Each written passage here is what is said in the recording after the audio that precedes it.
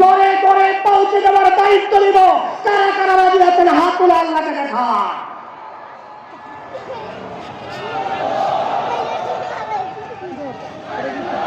আমার সম্মানিত ভাইরা, সময় সুস্পষ্ট করে মানুষের কাছে পৌঁছে দেওয়া। আল্লাহ তাবারাক ওয়া তাআলা সূরা আন-নাহল 44 নম্বর আয়াত, ওয়া আনজালনা ইলাইকা যিকরা লিতুবাইয়িনা লিন-নাসি মা নুজিলা ইলাইহিম লাআল্লাহুম ইয়াতাফাক্কারুন। আল্লাহ তাবারাক ওয়া তাআলা যা নাযিল করে দিয়েছে, ওই নাযিল করা বিষয়গুলো মানুষের কাছে স্পষ্ট করে বলেছেন। তাফসীর ইবনে কাসিরে বলা হয়েছে, নবীজি আপনি সাহাবায়ে কেরামের মধ্যখানে কুরআনুল কারীমের ভিতরে যাদের বুঝতে সমস্যা হয় ওইগুলি সহজ করে আপনি তাদের কাছে পৌঁছে দেন, বুঝিয়ে দেন।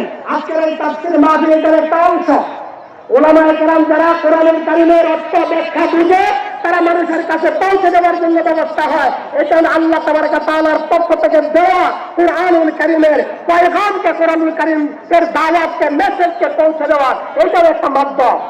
আমার সম্মানিত বন্ধুগণ, 6 নম্বর হক আলোচনা শেষ করব।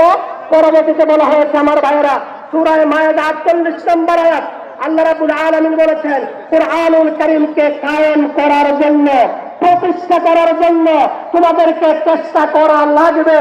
তাকুম বাইনাহুম বিমা আনজালাল্লাহ, সূরা মায়েদা 48 নম্বর আয়াত, লম্বা আয়াত, যারা পারেন পড়বেন। এবং ওই কোরআনকে প্রতিষ্ঠা করার জন্য আবার আল্লাহ তাবারাক ওয়া তাআলা যুগে যুগে নবী রাসূল প্রেরণ করেছেন।